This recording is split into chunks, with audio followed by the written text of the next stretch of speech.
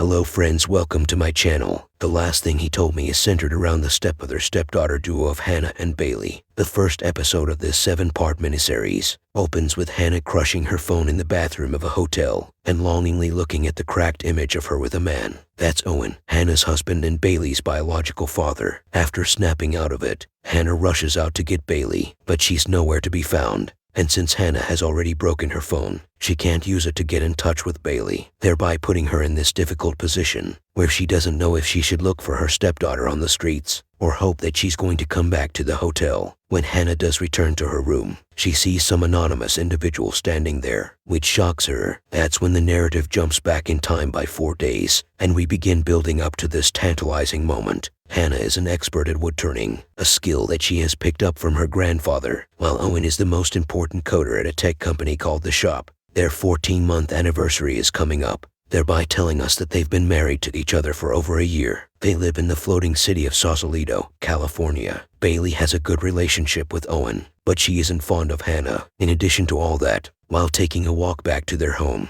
we see that the couple is being watched by a bald-headed guy. However, since none of them notice him, they don't make a big deal out of it. The following day, Owen leaves to drop off Bailey at school. While Hannah goes about her day, she does get a weird call asking for Michael. Since it cuts off unceremoniously, she doesn't think too much about it. We get some exposition in the form of Hannah's telephonic conversation with Jules, who is revealed to be Hannah's old friend and a journalist. And Jules is apparently in a relationship with Max, who works at the San Francisco Chronicle with her. Anyway, after all this dilly-dallying, the plot finally kicks into high gear as Hannah receives a note from Owen via a student at Bailey's school, with the title of the episode Protector written in it. Unable to make head or tail of the situation, Hannah rushes to Owen's workplace and sees that it's swarming with the FBI. Since Owen is nowhere to be found, Hannah rushes to Bailey's school to get her. While watching her sing, I think Hannah has this brief moment of realization that this girl, who dislikes her anyway, is going to be stuck with her for the foreseeable future if she doesn't get her father back. Bailey is obviously oblivious to the fact that the shop's head, Abbott, has been accused of embezzlement and is busy hanging around with her boyfriend, Bobby. Since Hannah knows Bailey is fooling around,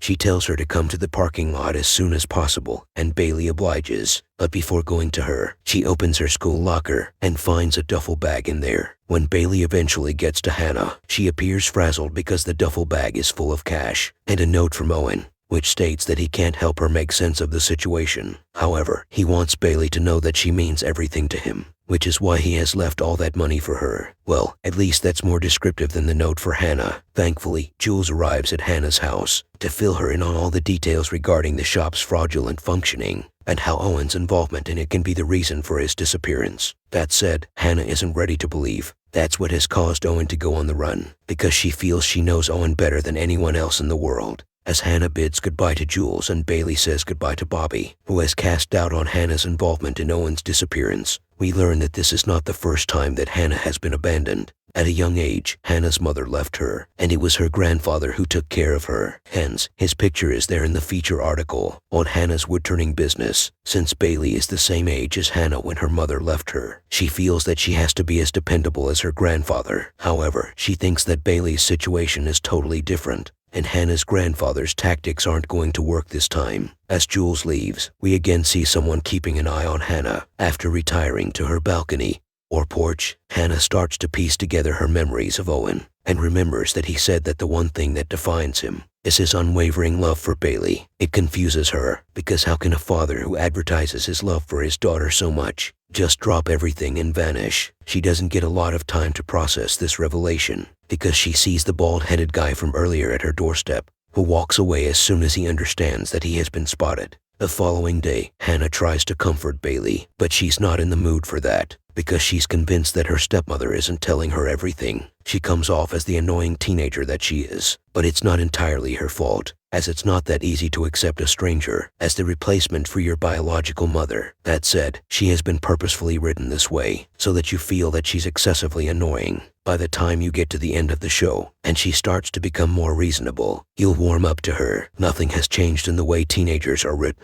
It's all predictable. Coming back to the plot, US Marshal Grady Bradford shows up at Hannah's doorstep with a cup of oat milk just the way she likes it, which is highly suspicious. Grady does say that he wants to protect Owen, But Hannah isn't ready to believe that. Like any normal human being, she thinks that Grady is trying to get any piece of information on Owen so that he can nab him. Realizing how this all looks, Grady leaves while giving his number to Hannah and telling her to contact him if Owen gets in touch via a burner phone. Then Grady says something ominous. Owen isn't the person that Hannah thinks he is. Now, that can be a hint towards his involvement with the company or something from Owen's past, which Grady clearly knows about. If the latter case is true, maybe he's the only person who can get Hannah and Bailey through this whole mess. With this scene, episode 1 ends. If you like the video, then hit the like, and if new to the channel, then definitely subscribe. I hope we will again meet in next video. Thanks for watching.